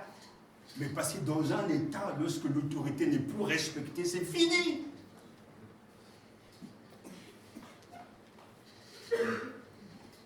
Parce que c'est la base de tout. Derrière tout ce que l'on entend, c'est de l'orgueil. J'entendais des gens dire, voilà, une fille, on ne se fait pas, c'est un orgueilleux. Mais ceux qui le critiquent sont même eux-mêmes orgueilleux. Mais bref, on est dans un monde où l'orgueil. Est-ce que vous êtes orgueilleux, vous? Est-ce que vous faites toujours ce que l'on vous dit? C'est facile de dire non, mais c'est pas facile de changer.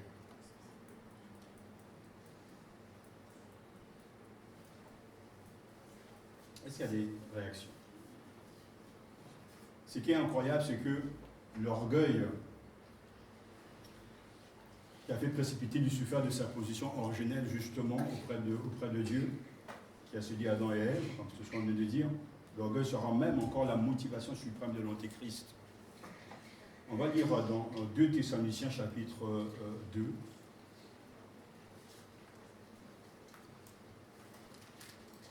Deux Thessaloniciens.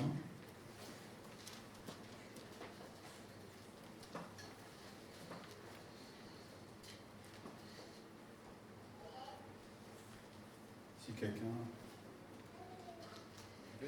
2 Thessaloniciens, chapitre 2, à partir du premier verset. S'il te plaît.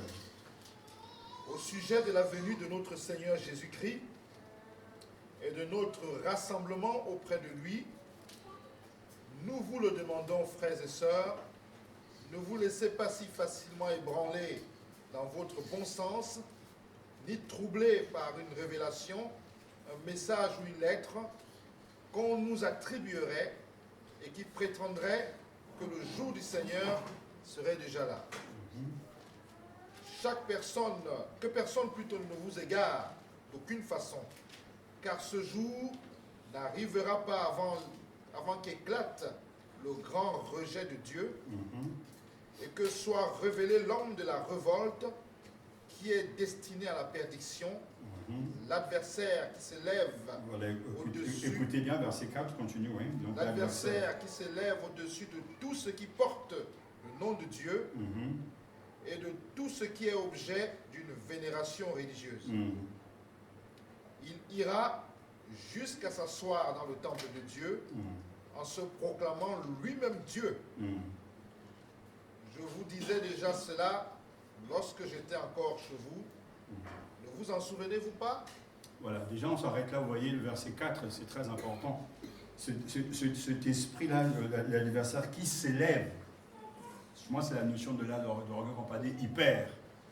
L'adversaire qui s'élève au-dessus de tout ce qui porte le nom de Dieu et de tout ce qui est l'objet d'une vénération religieuse. Il ira jusqu'à s'asseoir dans le temple de Dieu en se proclamant lui-même Dieu. Bien sûr, les questions de l'antéchrist, je ne vais pas aborder encore ce sujet ce soir, mais ça vous montre bien que la motivation de l'antéchrist, c'est l'orgueil. Il veut absolument, lui aussi, être adoré. Mais pourtant, ce qui est étonnant, c'est que pourtant, Satan a des adorateurs. Mais il veut, et entre même dans le temple de Dieu pour prendre la place du Créateur. Et ça, c'est vraiment quelque chose de tout à fait terrible. Et le verset 6 nous dit, « Vous savez ce qui le retient pour l'instant, afin qu'il ne soit révélé que lorsque son heure sera venue, car la puissance mystérieuse de la révolte contre Dieu, la puissance mystérieuse de la révolte contre Dieu, est déjà à l'œuvre. Mais il suffira que celui qui le retient jusqu'à présent soit écarté pour qu'elle soit révélée l'homme de la révolte. » On voit bien là, c'est vraiment là, c'est très très important, c'est très simple. C'est-à-dire que l'orgueil ici est incarné de manière très claire. C'est une puissance justement qui est à l'œuvre. Et on appelle même l'homme de la révolte, que le Seigneur Jésus le fera périr par le souffle de sa bouche et le réduira à l'impuissance au moment même de sa venue. La venue de cet homme-là se fera grâce à la puissance de Satan, avec toutes sortes d'actes extraordinaires, des signes impressionnants et des prodiges trompeurs. Il usera de toutes les formes du mal pour tromper ceux qui se perdent parce qu'ils sont restés fermés à l'amour de la vérité qui les aurait sauvés. Voilà pourquoi Dieu leur envoie une puissance d'égarement pour qu'ils croient au mensonge. C'est terrible, c'est pas ça. Qu'est-ce que vous comprenez ici? Les mots que Paul utilise sont lourds de sens. C'est un esprit de révolte. C'est une puissance qui est à l'œuvre. C'est ce qu'il le dit très clairement. La puissance mystérieuse de la révolte contre Dieu est déjà à l'œuvre. Un rejet total de tout ce qui concerne Dieu. Ça montre bien que ce n'est pas quelque chose derrière tout ça, justement la motivation, parce qu'il est parti, il est en croisade, en quelque sorte, Satan. Ça montre bien que ce qui l'anime, c'est toujours l'orgueil. D'être au-dessus de tout et de prendre la place de Dieu. Mais pourtant, bien que Paul nous parle ici de puissance, il parle des gens qui se perdent parce qu'ils n'aiment pas la vérité. Et Dieu leur envoie même un esprit d'égarement. C'est quand même étonnant ça. C'est-à-dire que je crois que c'est un processus de non-retour. À un moment donné, il y a le rejet de la vérité, alors qu'on sait ce qu'il faut faire, alors qu'il faut se soumettre à Dieu, il faut se soumettre aux autorités, dans l'Église comme dans le monde. On sait qu'il faut le faire, mais on se révolte quand même. On décide de ne pas suivre, on décide de critiquer, on décide de murmurer comme dans le désert. En fait, et qu'est-ce qui se passe? Dieu le laisse à eux-mêmes, parce que dans l'épître aux Romains, il dit bien, Dieu les a livrés à leur impureté, il les a abandonnés à leur révolte. Ils vont se révolter, ils vont se gonfler, ils vont grossir dedans, jusqu'à un moment donné, de toute façon, ils seront dans l'égarement total, Parce que même derrière le refus de la vérité, il y a une action souveraine de Dieu. Dieu qui est aveugle, qui envoie une puissance d'égarement. Ces gens, ces paroles sont déjà chez les prophètes. Ces gens vont croire le mensonge et ils vont même aimer le mensonge. Parce que Dieu envoie une puissance d'égarement. Alors, c'est qui les aura sauvés? C'est juste entre deux. Vous voyez, dans toute cette masse de choses, s'ils aimaient simplement la vérité, ils seront sauvés. Mais ils n'aiment pas la vérité. Ils n'ont pas aimé le Christ, ils n'ont pas aimé ce qu'il disait, ils n'ont pas aimé Jean-Baptiste. Chatiet a dit qu'on voit bien que nous sommes dans un monde de conflit, que ceux qui apportent la vérité concernant le Christ et l'évangile, ils ne sont pas du tout les bienvenus. Parce que l'homme est dans une puissance d'égarement, un rejet total de la vérité. Et cette révolte cache l'orgueil de l'être humain qui ne veut pas casser sur sa tête.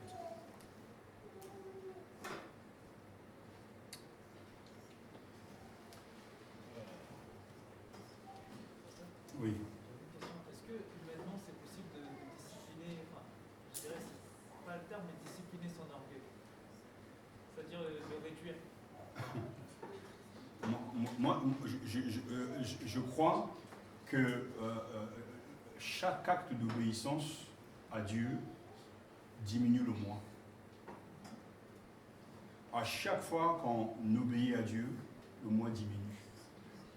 Jean-Baptiste, qui était un des plus grands, disait qu'il faut que je diminue pour que lui soit élevé.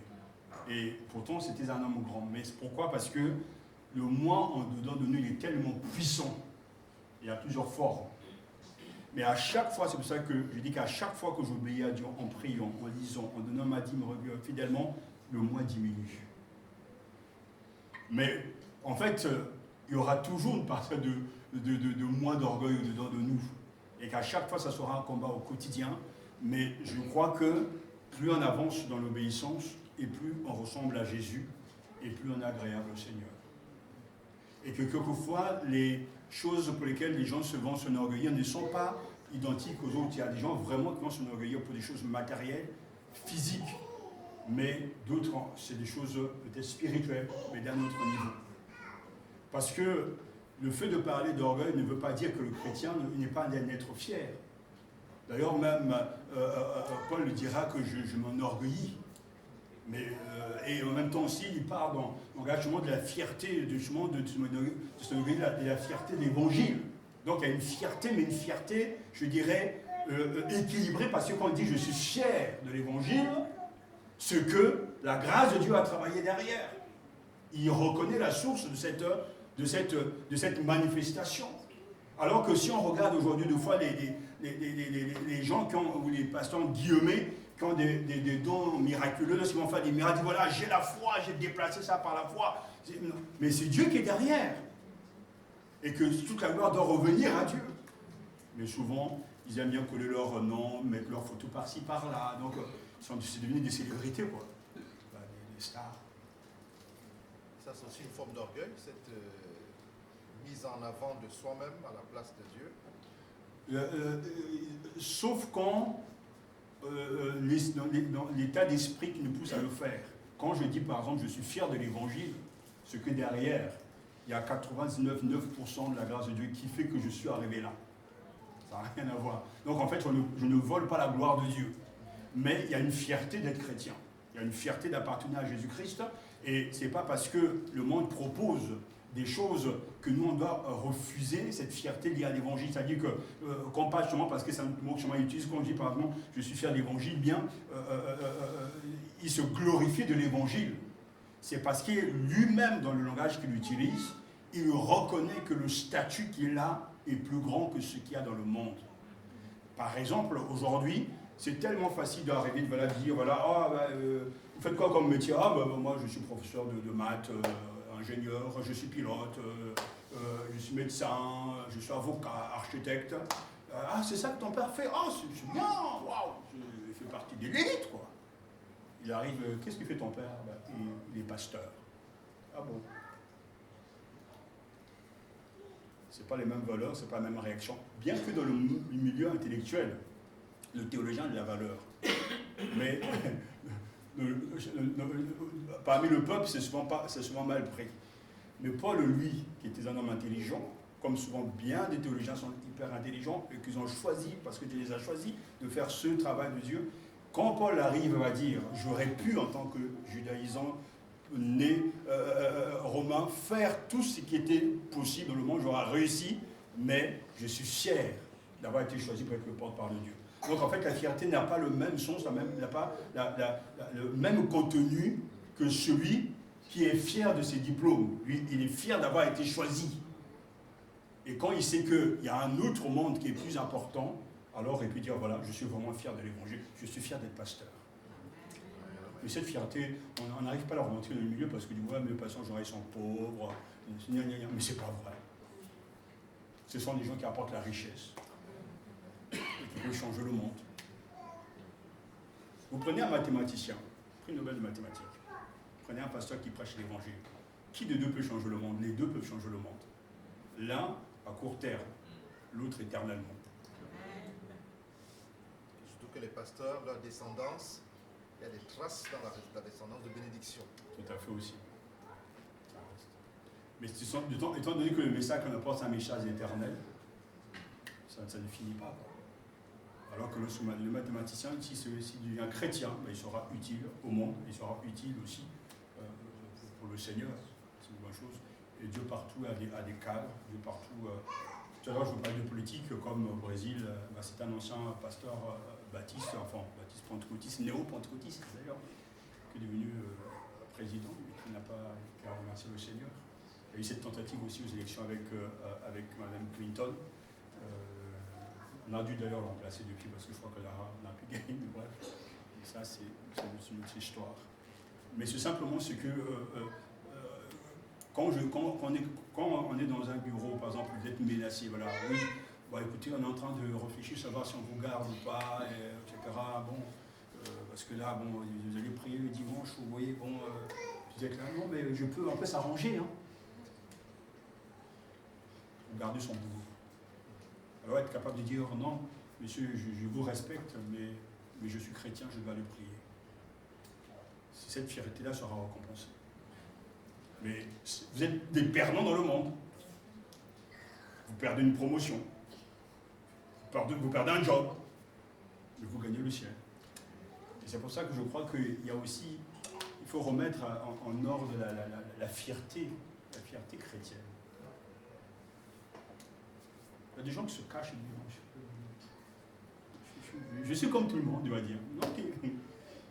Quand j'ai dit que vous êtes le sel de la terre, vous êtes la lumière du monde.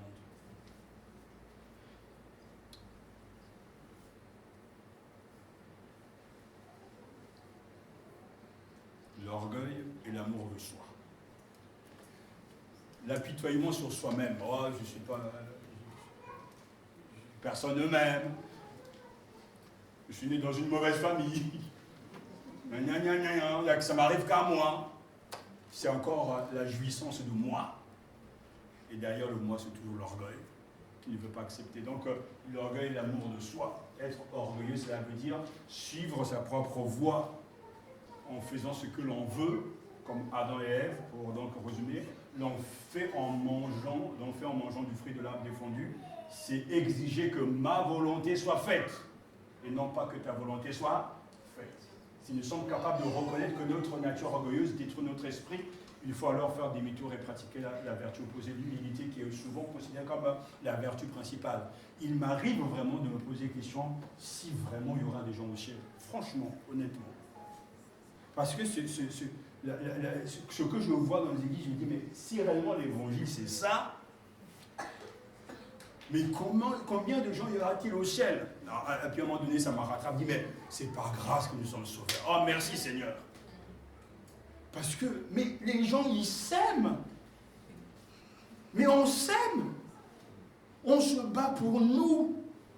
On transpire pour nos enfants. J'ai vu, en 20 ans de ministère, j'ai vu tellement des gens dire, mais pasteur, j'ai plus qu'1 euro. Mais il suffit d'un drame, il doit trouver même 2000 euros en une semaine. Quand on veut, on peut. Parce que les gens, ils se battent. Ils sont prêts à tout pour faut faire leur volonté. Et à un moment donné, je me dis, mais Seigneur, mais ces mêmes personnes, on va leur demander des fonds pour la mission, on va leur demander des fonds pour ceci. Ils n'arrivent jamais à trouver l'argent. Ils disent, je n'ai pas les moyens, je ne peux pas participer à ces frères, je ne peux pas participer à ces cadeaux, je ne peux pas participer. Ils arrivent à trouver des excuses. Et quand il s'agit d'eux, ils trouvent les moyens. Et tout ça, je dis, mais il y a des fois, des gens trouvent des moyens, mais alors qu'on entend l'appel d'un frère, d'un missionnaire, dit, frère, on n'arrive pas ici, on ne peut pas faire quelque chose. Je dis, mais voilà, toi, tu es là, tu as l'argent, tu as 5 000, tu dis, ah ouais, je dois changer de costume, je dois changer de frigidaire, je veux le dernier modèle de ce micro-ondes, cet ordinateur qui maintenant, pratiquement, il suffit de parler et il saisit automatiquement.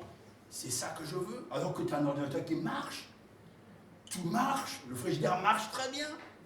C'est une marque, mais tu as envie de changer. Et l'appel retentit parce que ça arrive toujours comme ça. Je connais Dieu, il vous éprouve tout le temps. Tu as tes 5 000 dans la poche, tu dis, ah non, ah non. Dieu te dit, donne. Ah non, non, cet argent-là, c'est pour mon frigidaire. C'est mon argent. J'ai économisé. Je veux changer de frigidaire. Et la voix du missionnaire qui crie là-bas, oh frère, secours-nous. Comme le missionnaire. Et tu as dit, Seigneur, aie pitié de mes frères là-bas. Bénis-les, visitez-les, Seigneur. J'ai prié, j'ai entendu tant de fois dans les églises. Agis par ton esprit, pourvois leurs besoins. Et le Saint-Esprit regarde dans ta poche, dit, mais 5 000 là que je vois.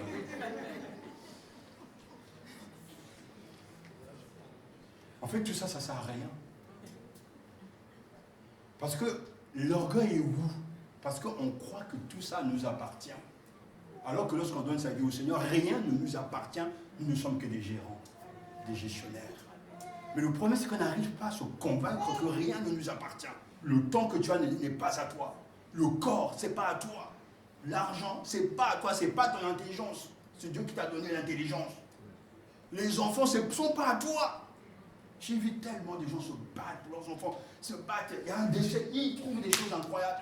Mais comment tu fais que tu arrives à trouver un billet à la dernière minute qui coûte pratiquement 1 000 € pour aller à Brazzaville, alors que tu n'arrives même pas? Non, mais oui, il arrive à trouver. Des fois, je suis là complètement cassé. Mais comment ils font? Mais qu'est-ce qui les motive? Mais c'est parce que c'est le moi. C'est là, des fois, je m'arrête. Franchement, je lui dis honnêtement, mais Seigneur, combien vraiment seront sauvés? Parce que quand on dit je suis le Seigneur, je prends ta croix, et que j'ai donné ma vie à Jésus, mais en quoi nous avons donné notre vie, puisqu'on prend des choses, on les gère nous-mêmes? C'est pour ça que c'est un défi à la foi. Parce que quand on dit on marche par la foi, beaucoup de gens ne marchent pas par la foi. Mais non, ils ne font pas confiance à Dieu. Ils calculent. Et c'est pour ça que dans mon parcours, et ça je dis pas avec beaucoup d'humilité, mais avec beaucoup de fierté, c'est que j'ai toujours considéré que pour avancer avec Dieu, il faut se lancer des défis personnels. Quand je dis par exemple aux gens, quand tu vas avoir ton premier emploi, le premier salaire, donne-le au pasteur, donne-le à l'église, donne-le à Dieu et attends le reste. Parce que quand j'étais jeune, j'ai vu de mes propres yeux. Quand Dieu est servi en premier, lisez Lévitique, les derniers chapitres, Dieu est toujours le premier à être servi. Quand il est honoré, il saura vous bénir.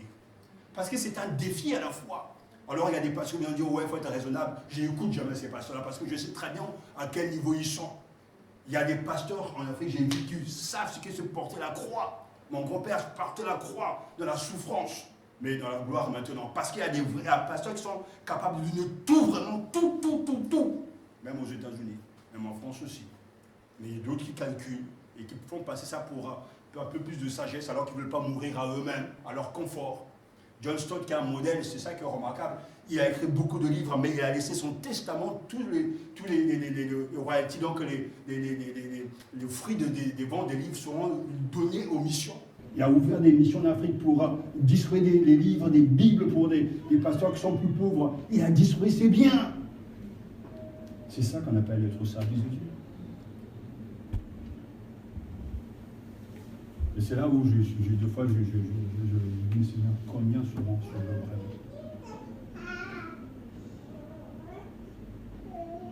Parce que l'orgueil, c'est ça, mon frère. l'amour de soi.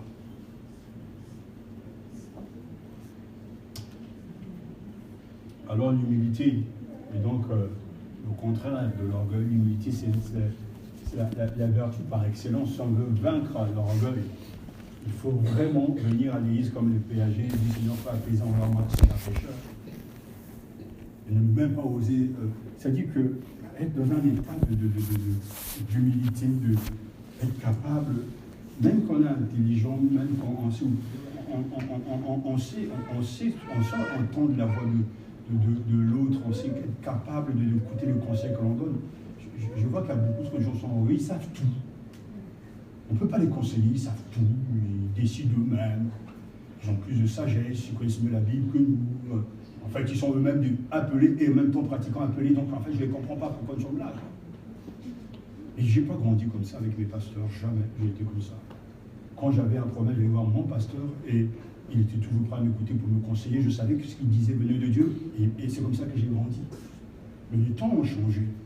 Aujourd'hui, on est dans l'esprit très indépendant. Les gens sont indépendants, ils sont, je dirais, comment dire, ils ont besoin, ils cliquent ici pour avoir une information. En fait, ils sont dans une forme de liberté, mais une liberté qui n'est pas biblique.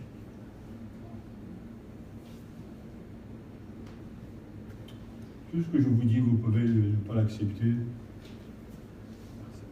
Vous l'acceptez, ça, c'est dans votre cœur. Mais je vois trop de gens orgueilleux dans les églises. Trop. Non, je ne comprends pas parce qu'on veut les aider, mais je ne sais pas comment ils font, comment ils pensent, comment ils réfléchissent. Je ne sais même pas comment ils font même. On a besoin d'être soutenu, on a besoin de donner.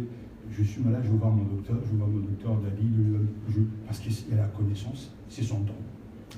Est-ce que c'est une forme d'humilité? Bah oui, parce que c'est normal. Non, il y a des gens, non, moi je suis pas. Le Saint-Esprit aussi me parle, le Saint-Esprit aussi me conduit. C'est tout toi qui le conduit, c'est pas ton Saint-Esprit en toi. C'est l'orgueil. Il y a des choses qu'on ne sait même pas, et c'est bizarre. L'orgueil. Parce que je ne veux pas mettre ça sur le feu, c'est la méfiance, le manque d'amour. Je pense que tout est lié à l'orgueil. Adam n'a pas voulu écouter Dieu. Ève n'a pas voulu écouter Dieu. Et c'est là où je dis toujours, parce que la Bible en connaît quand même un peu, les Hébreux avaient le plus grand des leaders, Moïse, qui parlait avec Dieu face à face. C'était l'ami de Dieu. Quand Dieu parlait avec Moïse, il a enlevé le voile. Mais pourtant, qu'est-ce qu'ils n'ont pas fait?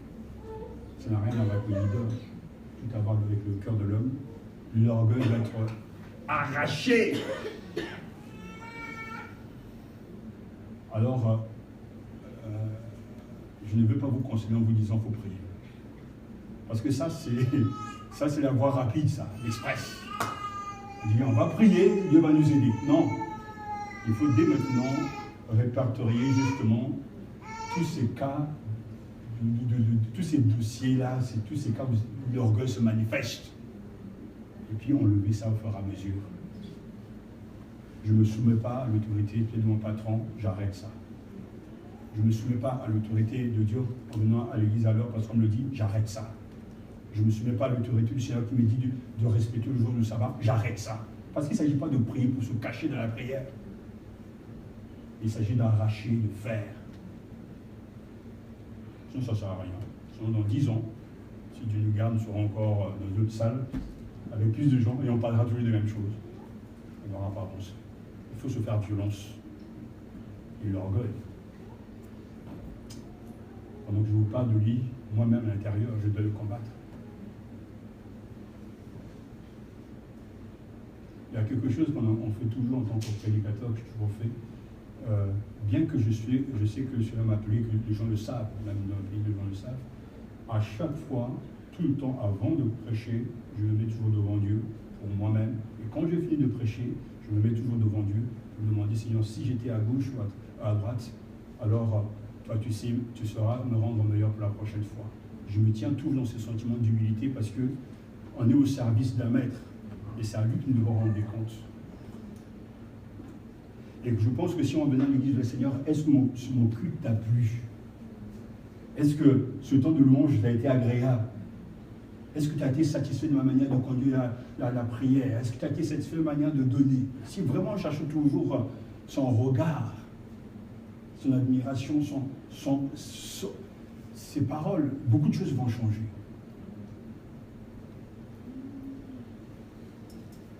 Est-ce qu'il y a des questions? Vous voyez, donc, le premier péché nous a pris beaucoup de temps. La prochaine fois, on va être sans doute vite, mais vous voyez que l'orgueil est un fléau.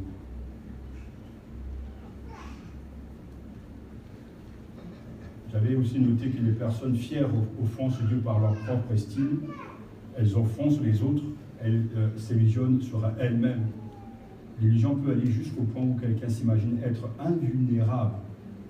Mais Dieu châtie l'orgueil comme il convient. Quand tu prendrais de la hauteur tel un aigle, quand ton nid serait placé parmi les étoiles, je t'en précipiterai, oracle de l'Éternel, je ferai tomber. Livre d'Habakkuk.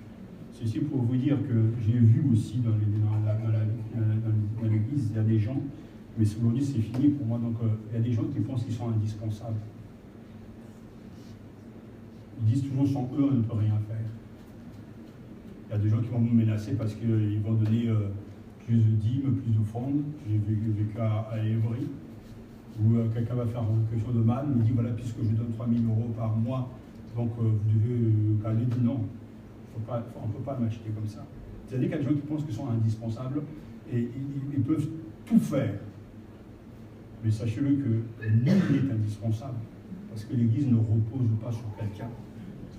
L'Église appartient à Dieu. Et j'ai vu tellement de gens partir, revenir, mais l'Église ne s'arrêtera pas. Parce que l'Église est au Seigneur. Ça ne veut pas dire qu'on ne doit pas exhorter les gens, mais il faut toujours garder cette confiance dans le Seigneur, rester confiant, parce que Dieu sait ce qu'il fait. Quelqu'un va se retirer, laissez-le partir. Dieu sait ce qu'il est en train de préparer. Il est souverain. Il domine sur les gens. S'il veut remplir cette salle en une semaine, il est capable de le faire.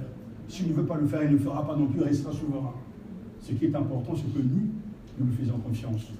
Et c'est pour ça que nous devons faire ce qu'il faut faire, mais il y a des gens qui disent, voilà, mais si il n'y a pas ça, je m'en vais. Mais va-toi. Et je sais qu'à un moment donné, quand je disais aux gens, le pasteur est quand même dur, il dit, vous devez partir, mais non, on doit les garder. Non, mais je vous dis la vérité. Parce que la liberté de pouvoir être dans la vérité, c'est être capable de dire, mais je viens à l'église parce que j'aime Dieu. Je viens pas ici pour enquiquiner le pasteur, sa femme, le pasteur, je ne suis pas là, je vais les enquiquiner. Mais non, tu viens à l'église parce que tu aimes Dieu et que tu aimes tes frères et soeurs, tu aimes l'église. Si c'est l'amour de Dieu qui t'habite, l'amour de l'église, mais tu vas aimer la maison de Dieu. Et tu viendras pour bénir les autres, pour être béni toi-même. Tu viendras pour que ça marche, non pas pour que tu entraînes la chute de l'assemblée, non. Alors il y a des gens qui disent, voilà, sans moi vous ne pouvez rien faire. J'ai entendu d'un gars avec qui nous chantons dans le passé, j'ai dit un gars, mais il a mal fini. Il y a des gens dans la chorale qui disent, mais si ma voix n'est pas là, en solo, il n'y a pas d'onction. Dieu peut même faire chanter des pierres. Personne n'est indispensable, moi y compris. Mais Dieu utilise des hommes. Et il nous faut absolument vaincre l'orgueil. Donc n'oubliez jamais cette définition, c'est l'orgueil, l'amour de soi, être orgueilleux, se faire sa propre volonté. Faire sa propre volonté. Que Dieu vous bénisse. Hein. Nous bénisse tous et qu'il nous aide.